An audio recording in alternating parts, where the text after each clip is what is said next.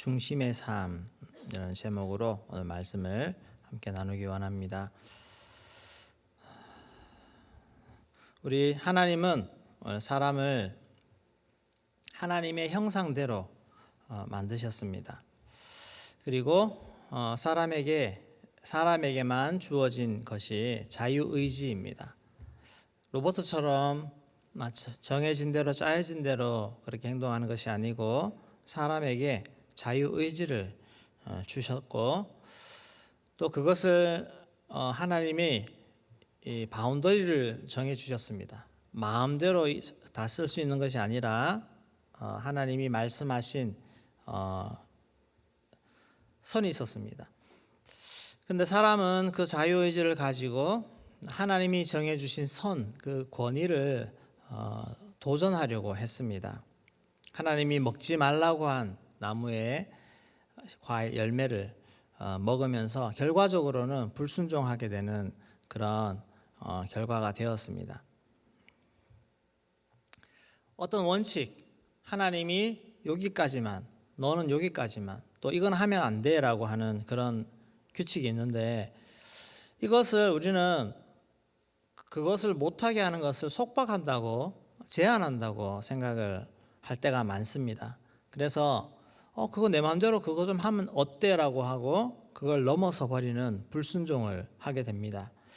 그렇게 되면 그 불순종이 오히려 나에게 주어진 자유마저 다 빼앗아 버리는 그런 결과가 생겨지게 됩니다. 그래서 우리가 어떤 영역에서 이 순종이라는 것이 또 내가 넘지 말아야 될 것이 분명히 있다는 것을 기억하면서 그 안에서 우리는 자유를 누리고 그 안에서 오히려 모든 것을 할 수 있다는 것, 그리고 그 바운더리가 나에게 보호막이 된다는 것, 그것을 우리가 생각을 해야 됩니다. 하나님이 만드신 인간은 하나님의 다스림 아래에 있도록 하셨습니다. 그 다스림 아래에서 살도록 하셨습니다. 왜냐하면 그것이 제일 안전하기 때문입니다. 우리 아이들이 마음껏 뛰어놀아라 하지만 그러나 우리 부모님이 늘 살피지 않습니까? 그리고 어느 선을 넘어서면 위험합니다. 그래서 그곳을 잘 지켜내야 되는 것입니다. 우리 인생에 내 마음대로 내 인생의 핸들을 내가 쥐기 시작하는 순간부터 우리 인생은 위험해집니다. 제대로 된 길을 가지 못하고 엉뚱한 길로 갈 때가 많습니다. 그리고 그 엉뚱한 길에 들어섰을 때 영영 돌아오지 못하는 그런 결과를 가질 수도 있습니다. 그럴 때에는 우리는 재빨리 운전자를 바꿔야 됩니다. 내 인생의 운전자를 나를 내려놓고 내 인생의 운전자의 그 운전대를 주님께 내어드려야 된다는 것입니다. 그럴 때 모든 것이 다시 돌아올 수 있습니다. 내가 운전대를 붙잡고 제대로 가고 있는지 불안해하고 또 사고 나면 어떡할까라는 염려, 불안, 근심이 우리 안에 있을 때 여러분 운전자를 바꿔보십시오.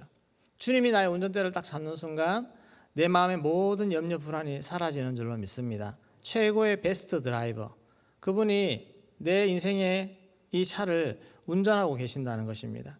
이것이 가장 현명한 방법이 아니겠습니까? 다윗은 인생이 얼마나 위험한 것인지 어릴 적부터 많이 경험했습니다. 다윗은 목동의 일을 했습니다. 목동은 늘 위험이 도사리고 있습니다. 그 위험 중에도 가장 큰 위험은 들짐승들입니다. 사자와 곰과 늑대, 이런 들짐승이 수시로 가축들을 노릴 뿐만 아니라 가축을 돌보는 그 목자들도 노리고 있습니다.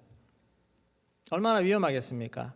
그리고 짐승이 양들을 염소를 물고 갈 때 그것을 그냥 놓지 않으려고, 빼앗기지 않으려고 덤벼들지 않습니까? 몽둥이를 들고 물매를 들고 싸웁니다. 그러면서 그것 또한 얼마나 위험합니까? 양을 지키는 일 또한 위험합니다.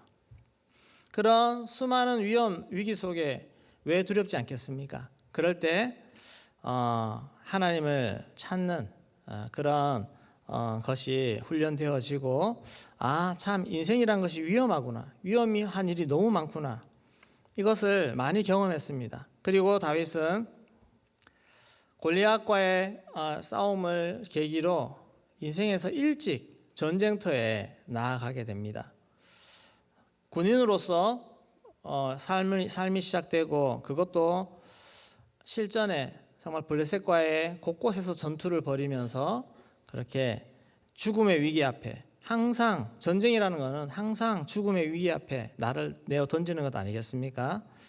네, 그런 많은 상황 속에서 다윗은 절박하게 하나님께 기도하고 부르짖고 도와달라 하고 그렇게 했습니다. 태어나면서부터 겁 없는 사람은 없습니다. 태어나면서부터 용감해서 어디 가도 겁 없이 하는 사람은 없습니다. 예, 겁이 없는 척하는 것이고 당당한 척하는 것입니다. 내면에 그 깊은 두려움들은 누구에게나 있습니다. 그래서 다윗은 하나님을 찾을 수밖에 없었고 다윗에게 그래서 예배는 마치 생명과도 같은 것입니다.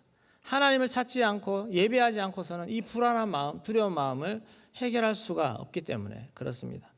그래서 다윗은 오랫동안 하나님을 찬양하고 하나님을 예배하고 초청하고 하나님이 붙잡아 달라 하고 도와달라 하고 이런 예배하는 모습이 이런 위험한 현장 속에서 생겨난 것이라고 볼 수가 있습니다. 오늘 시편 61편 말씀에도 다윗이 절박하게 하나님을 찾는 그런 구절이 나옵니다. 우리 1절, 2절을 우리 쉬운 성경으로 같이 한번 읽어보도록 하겠습니다. 시작. 하나님이여부터 시작. 하나님이여 나의 부르짖는 소리를 들어주소서. 내가 드리는 기도에 귀 기울여 주소서. 내가 먼지 구덩이에서 주를 부릅니다. 내 심장이 떨려 힘이 없을 때 내가 주를 부릅니다. 나를 높은 바위 위에 옮겨다 주소서. 네, 심장이 떨려서 힘이 없을 때 정말 벌벌벌 떨리는 그런 상황 속에서 나를 높은 바위에다가 옮겨 주십시오. 바위에다 올려놓으면 그래도 안전하지 않습니까? 이런 다윗의 속마음, 하나님 앞에 간절히 떨며 기도하는 이런 다윗의 모습을 볼 수가 있습니다. 다윗의 위험한 삶이 하나님을 더욱 붙잡게 그렇게 만들었습니다. 다윗은 하나님의 임재를 경험하지 않고서는 살아갈 수 없는 그런 삶을 살았습니다. 그래서 이런 피난처, 이런 고백 또한 정말 오랜 경험 속에서 자연스럽게 그리고 깊은 가운데서 이렇게 나올 수 있는 고백이 아닐까 생각됩니다. 우리 3절 말씀 같이 읽도록 하겠습니다. 주는 나의 피난처시요 원수를 피하는 견고한 망대이심입니다. 아멘. 피난처가 되신다는 거, 그리고 원수를 피할 수 있는 견고한 망대가 된다는 거. 주님만이 나의 유일한 피난처시요 견고한 망대라는 것을 몸소 체험하며 그렇게 알고 고백할 수 있는 것입니다. 우리도 또한 많이 들어서 압니다. 주님은 나의 피난처시요, 나의 망대요, 나의 산성이시요, 나의 바위시요. 이런 고백들을 많이 하는데 얼마나 이 고백 속에 내 마음이 담겨 있고 이 고백을 하면서 그 하나님의 그 임재가 내 속에 쑥 들어오느냐, 이것이 관건입니다. 이것이 되지 않고 그냥 말로만 이렇게 하면 위험한 순간, 어려움의 순간 앞에 놓여도 우리의 마음이 변하지 않습니다. 늘 두렵고 불안하고 떨리는 이 마음이 해결되지 않습니다. 고백과 더불어서 이 주님이 내 마음 심령에 들어오고 임재하심이 나에게 들어와야만 이것이 해결된다는 것입니다. 그래서 우리 주님을 알아가는 것은 지식으로 알아가는 것이 아닙니다. 지식으로 먼저 알지요. 알지만 그 이후에 영으로, 성령으로, 정말 실제적인 임재하심으로 나의 심령에 들어오셔야 이것이 느껴지고 내 마음이 평안으로 바뀔 수 있다는 것입니다. 그러면 어떻게 이것이 마음이 채워질 것인가? 다윗은 우리에게 그 방법을 알려줍니다. 우리 4절 말씀 같이 읽도록 하겠습니다. 내가 영원히 주의 장막에 머물며 내가 주의 날개 아래로 피하리이다. 네, 내가 영원히 주의 장막에 머물며 주의 날개 아래로 피하리이다. 이것은 의지입니다. 의지. 내가 주의 장막에 머물겠다는 의지입니다. 그리고 주의 날개 아래로 피하리라는 그런 마음의 다짐인 것입니다. 왜냐하면 여기밖에 안전지대가 없기 때문에 그렇습니다. 다른 거 아무리 찾아봐도 안전한 곳이 없습니다. 그러나 주의 장막에 머무는 것, 주의 날개 아래 들어가는 것, 이것이 우리 인생의 가장 확실한 피난처가 된다는 사실입니다. 다윗이 인생의 비결, 승리의 비결은 주의 장막에 머무는 것입니다. 다윗은 성막을 사모하고 성전을 사모한 하나님의 임재를 사모한 사람입니다. 주님의 임재가 지정된 장소에도 있지만 그러나 다윗은 이미 도망자의 생활을 하고 밖으로 다니고 전쟁을 하고 이런 사람이었기 때문에 다윗이 말하는 이 장막은 그냥 한 곳에 지어진 성막과 또 다윗의 장막 이런 것에 한정되지 않습니다. 개인의 임재가 개인에게 임하는 그런 임재, 신약에 말하는 내가 성전이라고 하는 것처럼 너희가 성전이라고 하는 것처럼 이미 다윗은 그런 주님의 임재하심을 느끼며 그런 은혜를 사모하고 또 그것 없이는 살 수 없을 만큼의 예배의 사람, 성전의 사람이 되었다는 사실입니다. 다윗은 하나님의 임재가 가득한 예배를 사모했습니다. 그냥 소 하나 잡아드리고 그냥 그렇게 하는 예배가 아닙니다. 다윗은 한 번 예배를 드려도 정말 주님 기뻐하시고 임재하시고 내 예배를 받으시는 그런 예배를 하나님 앞에 드렸다는 것입니다. 이것이 모여가지고 다윗은 그 법궤를 예루살렘에 모셔올 수 있는 그 마음이 되었고 또 실제로 그 다윗의 장막에 얼마나 하나님의 임재하심이 넘쳐났는지 모릅니다. 하나님이 아마 이 땅에 지은 성막 중에서 다윗의 장막을 가장 기뻐하셨지 않았나 그런 생각이 듭니다. 왜냐하면 거기는 사모함이 있습니다. 주님 여기에 임재하여 주십시오 하는 그런 귀한 마음이 있다는 것입니다. 성전 가득 채워주시는 것은 주의 장막에 머문다는 것, 이것은 하나님의 임재 안에 들어가는 것을 말한다고 할 수가 있습니다. 그래서 우리도 주님의 임재 앞으로 나아가는 것, 이것을 늘 생각하시고 한 번의 예배를 드려도 오늘 이 자리에 나와서 예배를 드려도 주님께서 내 이 자리에 오시는 것을 구하십시오. 그리고 내 심령에 채워지고 오셔서 임재하시는 것을 구하십시오. 그러면 태도도 달라지고 우리의 마음 또한 주님의 임재하심 앞에서 불안함이 사라지고 염려가 사라지고 두려움이 사라지고 그런 하나님이 내 마음을 붙잡아 주시는 은혜를 경험하게 될 줄로 믿습니다. 이 은혜를 정말 누리는 참 예배가 되기를 소망합니다. 임재하심 안에 들어가면 우리는 주님의 주되심을 인정합니다. 주님의 왕되심을 인정합니다. 다윗이 성전의 사람인데 하나님이 기뻐하신 이유는 다윗은 항상 자기가 왕이지만 나의 왕은 주님이십니다. 주님 앞에 내 모든 인생을 드립니다.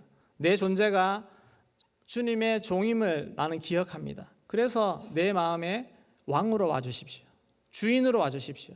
항상 이런 자세로 주님 앞에 나갔습니다. 이것이 다윗의 축복의 비결입니다. 여러분 우리도 항상 주님의 예수님 하나님의 왕되심을 인정하시고 주되심을 인정하시며 그렇게 나아갈 수 있기를 소망합니다. 내 인생 내 마음대로 하려다가도 여러분 주님의 임재하심이 내 심령에 딱 들어와 보십시오. 그러면 주님이 말씀하십니다. 그거 아니야. 내 뜻대로 해야 되는데 그건 내 뜻 아니야. 너의 생각이지, 너의 욕심이지. 이런 마음들을 주시며 우리의 마음이 다시금 주님의 종으로서 주의 도구로서 또 주님의 일을 하는 일꾼으로서 내 마음을 다시 붙잡게 만드는 것, 이것이 어떻게 가능합니까? 주님의 임재하심이 내 안에 올 때 이것이 가능한 것입니다. 내 마음대로 내 인생이라고 내 마음대로 사는 것이 아닙니다. 우리 주님이 주신 말씀대로 하나님이 주신 사명대로 그렇게 살아가는 것, 이것은 늘 주님의 임재하심 앞에 예배하는 그런 자를 통해서 이것이 가능한 줄로 믿습니다. 이것이 내 인생의 가장 큰 축복이 되는 줄로 믿습니다. 그럴 때 우리 안에 정말 경험으로 나오는 고백, 우리 주님은 나의 피난처가 되십니다. 주님은 나의 견고한 망대가 되어 주십니다. 이런 고백이 우리 안에서 깊은 곳에서 감사로 고백되어질 줄로 믿습니다. 우리 하나님 정말 직접 만나기를 원하고 이 만남과 경험이 점점 깊어지는 그런 은혜가 우리에게 있기를 소망합니다. 그러려면 기도부터 하시면 됩니다. 못 느껴지시고 아직 잘 모르겠으면 기도하시면 됩니다. 오늘 1절 말씀을 또 쉬운 성경으로 다시 한번 읽어보도록 하겠습니다. 하나님이여 나의 부르짖는 소리를 들어주소서. 내가 드리는 기도에 귀 기울여 주소서. 아멘.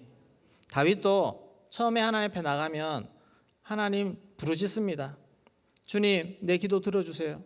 내 마음을 열어주세요. 이렇게 고백하다가 주님을 만나기 전에는 한탄도 하고 원망도 하고 그렇게 막 하지만, 그러나 주님의 임재하심이 들어오기 시작하면서부터는 그의 고백에 감사가 나오고 찬양이 나오고 선포가 나오고, 그렇게 한순간에 한 번 기도의 자리에서 그렇게 불안과 두려움과 슬픔과 원망이 하나님 앞에 바뀌어지는 그런 역사가 나타난다는 사실입니다. 여러분, 오늘도 주님 부르짖고 기도할 때 주께서 우리의 심령에 찾아오셔서 우리의 마음에 은혜를 주시고 확신을 주시고 또 담대함을 주시고 믿음을 주시고 비전을 주셔서 내 모든 고백들이 바뀌어지고 내 마음이 바뀌어지는 그런 역사를 주님 주실 줄로 믿습니다. 하나님 앞에 늘 주님의 임재하심 앞에 살아가는 저와 여러분 되기를 주의 이름으로 축원합니다.